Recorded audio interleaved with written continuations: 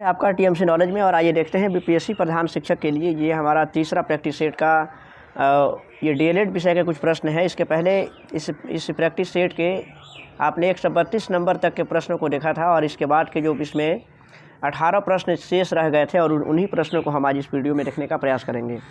BPSC प्रधान शिक्षक के लिए ये हमारा वीडियो है जो बीपीएससी के द्वारा जिसकी परीक्षा भी होने वाली है 13 जून को उसकी तिथि में निर्धारित की गई है। तो आइए देखते हैं। और इसका पहला प्रश्न आज के लिए है कि समूहों में चर्चा करना और सकारात्मक शिक्षक छात्र संबंध किस कक्ष की विशेषता होती हैं। और इसका सही जवाब है कि समूहों में चर्चा करना और सकारात्मक शिक्षक छात्र संबंध प्रगतिशील कक्षा कक्ष की विशेषता है। यानी कि प्रगतिशील कक्षा ये की एक विशेषता होती है।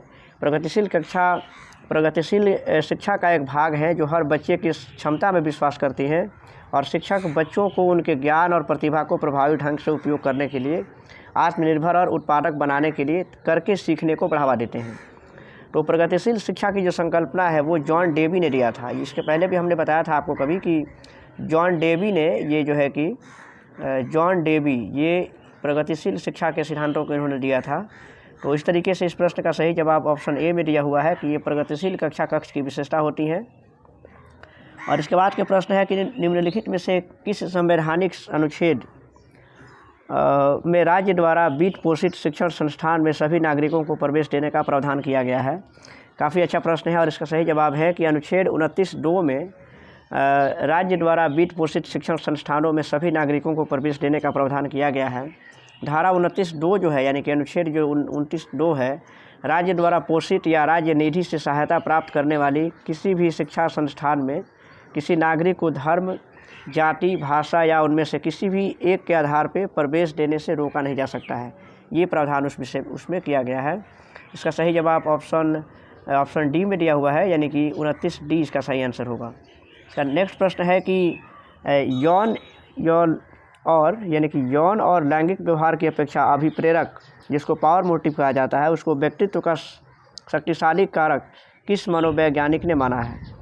यौन और लैंगिक व्यवहार की अपेक्षा जो है कि अभिप्रेरक जो होता है यानी कि जो मोटिव पावर होता है, पावर मोटिव होता है, वो व्यक्तित्व का एक शक्तिशाली कारक है। और इसको किसने माना है इस चीज़ को। और इसका सही जवाब है कि एडलर ने माना था। यानी कि एडलर ने फ्रायड के यौन व्यवहार केंद्रित व्यक्तित्व दृष्टिकोण की आलोचना करते हुए कहा था कि यौन संबंधी सशक्त अभिप्रेरक के स्थान पे मानव व्यवहार के संचालन और व्यक्तित्व का जो निर्माण होता है उसमें महत्वपूर्ण तथा शक्तिशाली बनने संबंधी अभिप्रेरक जो है यानी कि जो पावर मोटिव का ही योगदान होता है। शक्तिशाली बनने की इस दौड़ में व्यक्ति अपने व्यवहार करने और जीवन को जीने का एक अलग जो है कि तरीका विकसित कर लेता है और इसे ही उसका व्यक्तित्व कहा जाता है। ठीक है, तो इस तरीके से इसमें पावर मोटिव जो है ये एक व्यक्तित्व का सबसे शक्तिशाली कारक होता है और इसको माना था यानी कि एडलर ने माना था जो कि ऑप्शन ए में दिया हुआ है। और उन्होंने जो फ्रायड है ये इसमें ऑप्शन में दिया गया है तो फ्रायड के व्यवहार केंद्रित जो दृष्टिकोण है उसका उन्होंने आलोचना करते हुए ये अपना सिद्धांत दिया था। तो इस तरीके से उसके बाद के प्रश्न है कि बाल केंद्रित कक्षा कक्ष में विद्यार्थी, ये बताना है कि बाल केंद्रित कक्षा कक्ष में विद्यार्थी कैसे होते हैं। तो इसमें देखना है कि इसमें से कौन सा जो ऑप्शन है वो सूटेबल है। बाल कक्षा कक्ष में जो विद्यार्थी होता है वो ज्ञान के सक्रिय निर्माता होते हैं। क्योंकि जब हम बाल केंद्रित शिक्षा की बात करते हैं तो उसमें विद्यार्थी सक्रिय ही रहेगा क्योंकि हमारे यहाँ जो शिक्षण होते हैं ज़्यादातर वो शिक्षक केंद्रित होते हैं जिसमें शिक्षक जो होता है वो एक्टिव रहता है और बच्चे चुपचाप सुनते रहते हैं। तो वो जो है कि शिक्षा की एक अच्छी पद्धति नहीं मानी जाती है। शिक्षा की अच्छी पद्धति है यानी कि ये जो बाल केंद्रित हो जिसमें कक्षा कक्ष में विद्यार्थी बिल्कुल ही सक्रिय रहें और ज्ञान के सक्रिय निर्माता बने। बाल केंद्रित शिक्षा का अर्थ है कि शिक्षण की संपूर्ण कार्य योजना जो है कि बालकों के चारों ओर होनी चाहिए, बालकों के संबंध में होनी चाहिए। अर्थात कोई भी निर्णय जो है कि शिक्षा से संबंधित लिया जाता है तो उसमें केंद्र में बालकों को रखना चाहिए और बालकों को केंद्र में मान करके उसके लिए जो भी निर्णय या जो भी प्रावधान लाए जाते हैं शिक्षा में उसको करने चाहिए। इसके बाद के प्रश्न यहाँ से देख सकते हैं आप। तो इसका सही जवाब है यानी कि ऑप्शन बी इसका सही जवाब होगा, ज्ञान के सक्रिय निर्माता होते हैं। और नेक्स्ट प्रश्न है कि निम्नलिखित में से कौन सा छोटे बच्चों के वृद्धि के लिए एक विकासात्मक डोमेन नहीं है। ये काफ़ी अच्छा प्रश्न है कि छोटे बच्चों के यहाँ पे देखिए प्रश्न में दिया है कि छोटे बच्चों की वृद्धि के लिए मनोवैज्ञानिक डोमेन जो है कि एक विकासात्मक डोमेन नहीं है। यानी कि ऑप्शन ए में दिया है, यानी कि मनोवैज्ञानिक जो डोमेन है वो बच्चों के लिए एक विकासात्मक डोमेन नहीं माना जाता है। संज्ञानात्मक डोमेन जानकारी, संज्ञानात्मक जो डोमेन होते हैं उसमें जानकारी, सीखना और ये प्रसंस्करण ये सब जो है कि करता है। भाषा डोमेन क्या करता है कि दूसरों के साथ संवाद करने के लिए सामाजिक डोमेन, खुद को पसंद करना और दूसरों के साथ मिल करके ये सीखना, ये सब चीज़ों को उसमें लाया जाता है।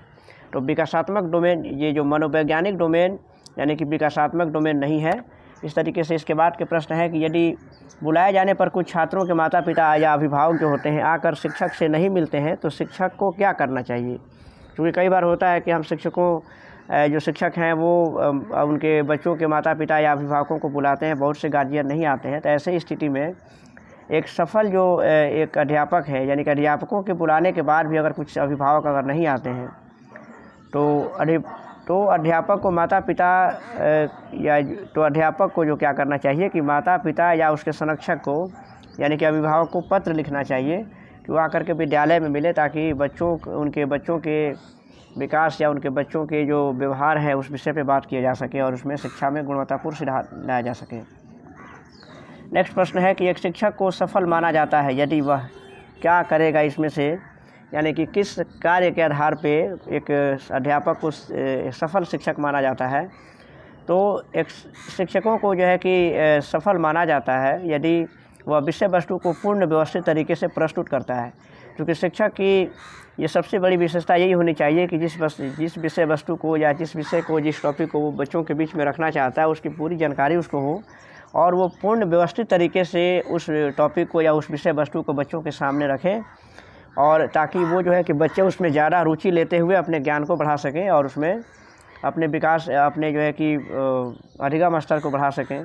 यानी कि सफल शिक्षकों के कुछ गुण भी बताए गए हैं जिसमें सरलता और सहजता से वो व्याख्या करें उस चीज़ का, पूरी तैयारी के साथ जो है कि अपने वो क्लासरूम में आए, कठिन विषयों को भी आसानी से समझाने का एक तरीका उसके पास होनी चाहिए।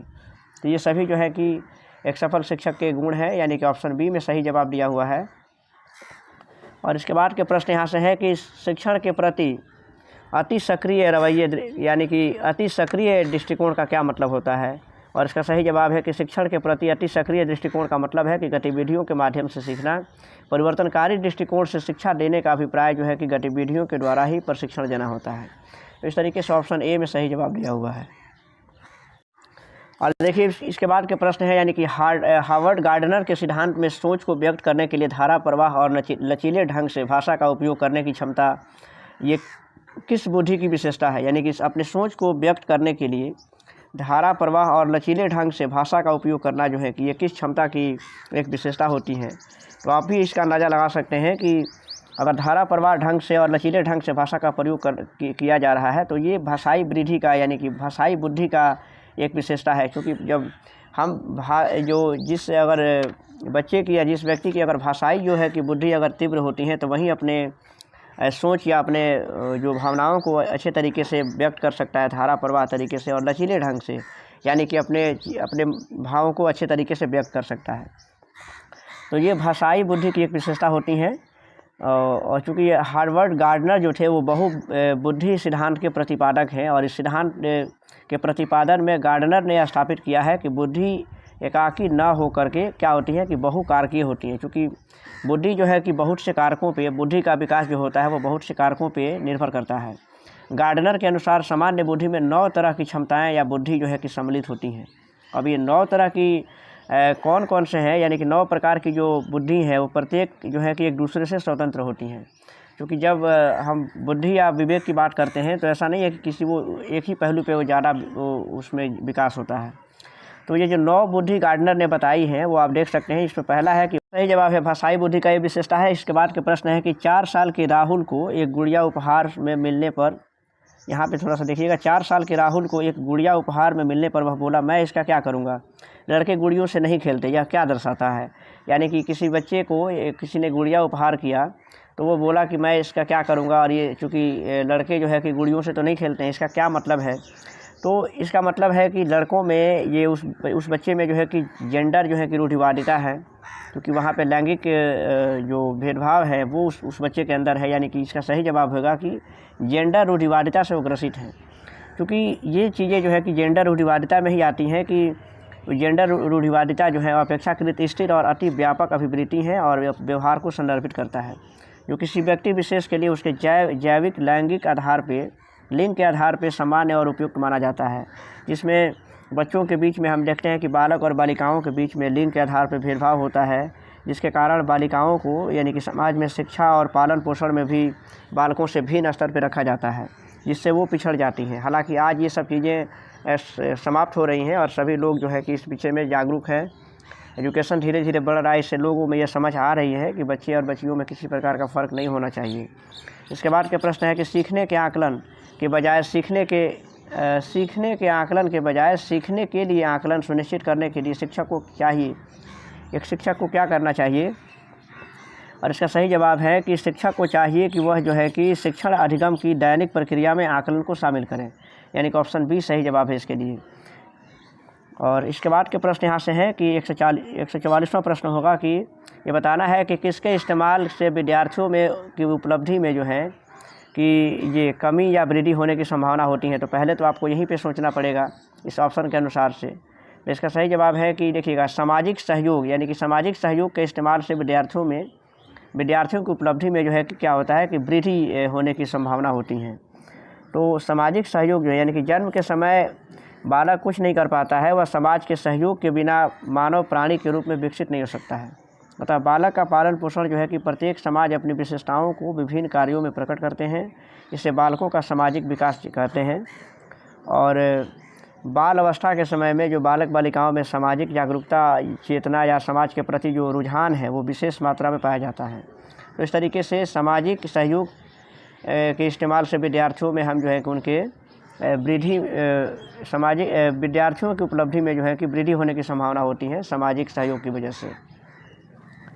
आगे के प्रश्न है, यहाँ से देख सकते हैं कि समावेशी शिक्षा के लिए क्या आवश्यक है। काफ़ी अच्छा प्रश्न है। समावेशी शिक्षा जो है कि आप जानते हैं कि व्यक्तिगत मतभेदों को ध्यान और सम्मान रखना, ये उसके लिए एक आवश्यक होता है, क्योंकि समावेशी शिक्षा के विषय में हमने पहले भी बताया था कि सामान्य विद्यार्थी के साथ जो है कि विशिष्ट जो बच्चे होते हैं वो भी उस एक साथ बच्चों को शिक्षा दी जाती है बिना किसी भेदभाव के। तो समावेशी शिक्षा में बालकों में आपसी सूझबूझ का विकास होता है और बालक एक दूसरे की सहायता भी करते हैं। इससे जो है कि एक समायोजन में भी मदद मिलती है। तो इस तरीके से सही जवाब है कि व्यक्तिगत मतभेदों का ध्यान और सम्मान ये उसके लिए आवश्यक होता है। नेक्स्ट प्रश्न है कि बच्चों के लिए शारीरिक परेशानी का सामान्य स्रोत क्या है।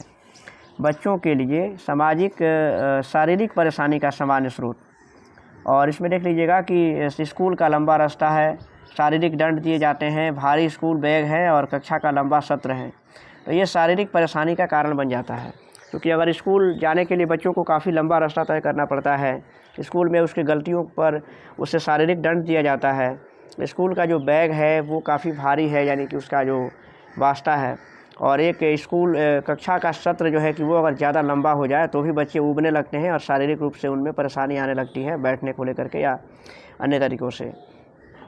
हालांकि भारी स्कूल बैग को लेकर के कई बार आपने न्यूज़ आर्टिकल में भी पढ़ा होगा कि इसके लिए भी आवाज़ें उठाई जा रही हैं। कई बार ये मामला कोर्ट तक भी गया है कि बच्चों का जो स्कूल बैग का जो वज़न है वो कम होना चाहिए। तो इस तरीके से इसमें सही जो जवाब है वो उपयुक्त में से एक से अधिक है, यानी कि ई इसका सही जवाब होगा। इसके बाद के प्रश्न है कि एनसीएफ 2005 के अनुसार शिक्षक क्या है, मित्र है या फिर क्या है, देख सकते हैं इसमें।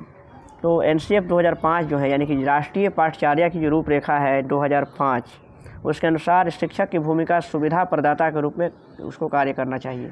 यानी कि शिक्षक जो है कि बच्चों को सुविधा देने वाला है और शिक्षकों को एक ऐसा वातावरण बनाना चाहिए जो सक्रिय शिक्षण को बढ़ावा दे, आलोचनात्मक सोच को प्रोत्साहित करे और छात्रों के विकास और प्रगति में सहायता करें।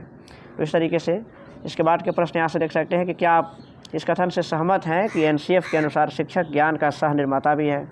तो इसका सही जवाब है कि इसमें इस बात से ये सही है कि एनसीएफ जो 2005 है या जो भी एनसीएफ नेशनल करिकुलम फ्रेमवर्क जो बनाए गए हैं उसके अनुसार शिक्षक ज्ञान का सह निर्माता है, ये बात सही है। तो इसमें जो है कि ये इसमें सहमत है, यानी कि इस बात से हम लोग की इस बात से सहमति होनी ही चाहिए, क्योंकि ये बात उसमें एनसीएफ में भी ये बातें बताई गई हैं कि अभी आपने इसके पहले ही देखा कि शिक्षक जो है कि एनसीएफ 2005 के अनुसार सुविधा प्रदाता है, तो कहीं ना कहीं वो सह निर्माता भी है, यानी कि शिक्षक जो है कि ज्ञान का सह निर्माता माना जाता है, यानी कि इसका मतलब है कि शिक्षक सीखने की प्रक्रिया को सुविधाजनक बनाए में सक्रिय भूमिका निभाता है और छात्रों के साथ मिलकर के ज्ञान का निर्माण करता है। एनसीएफ शिक्षक छात्र संपर्क के महत्व पर जोर देता है, क्योंकि जब शिक्षक और छात्र एक दूसरे के संपर्क में रहेंगे, मित्रवत रहेंगे, तो शिक्षकों को सहभागी और समावेशी शिक्षण वातावरण में जो है कि सहायता मिलेगी। शिक्षक जो है कि सहभागी बनेगा, समावेशी शिक्षा का वातावरण बनेगा, जो विद्यालय और बच्चों के लिए काफ़ी फ़ायदेमंद होगा। तो इस तरीके से इसमें ये कहा जा सकता है कि इस बात में सहमति होनी चाहिए। इस तरीके से ऑप्शन सही है बी। नेक्स्ट प्रश्न है कि रविंद्रनाथ टैगोर शिक्षा जगत में निम्नलिखित में से कौन सा योगदान उनका है? रविंद्रनाथ टैगोर का, जो कलकत्ता के थे, आपने देखा होगा, उसमें गीतांजलि उनकी पुस्तक है और शांति निकेतन की स्थापना उन्होंने किया था। और इस ऑप्शन के माध्यम से और कुछ बातें जान सकते हैं इसमें विषय में हम। देखिएगा, शिक्षा के जगत में जो रविंद्रनाथ टैगोर का योगदान है, कोलकाता के पास उन्होंने विश्व भारती की स्थापना की थी और प्रारंभ में जो है कि यह नंदन कानन सुरमय शांति यानी कि जो शांति निकेतन नामक विद्यालय की स्थापना से प्रकाश में आया था और जिसकी चरम परिणति जो है कि विश्वविद्यालय के रूप में हुई थी। विश्व भारती के नाम से विख्यात हो गया वो विश्व में पूरे।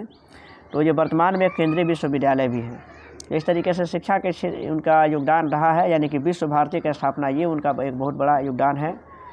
अगला प्रश्न है और आज के लिए आखिरी प्रश्न है इसके लिए, इस वीडियो के लिए, ये प्रैक्टिस सेट 3 का ये डीएलएड विषय का आखिरी प्रश्न है।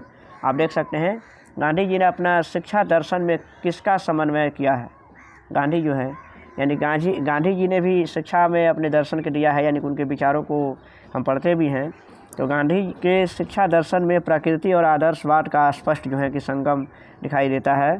प्रकृति के अंतर्गत मानव की प्रकृति भी थी, जिसका निर्देशक प्राकृतिक और पर्यावरणीय व्यवहार से संबंधित है। तो आप जानते हैं कि महात्मा गांधी ने सत्य अहिंसा के आदर्श का समावेशन भी किया था। शाकाहार प्राणायाम से मिलने पर जीवन में सुख की अनुभूति, ये जो है, ये जो अनुभूति होती हैं, ये सब विषय पर भी उन्होंने प्रकाश डाला था।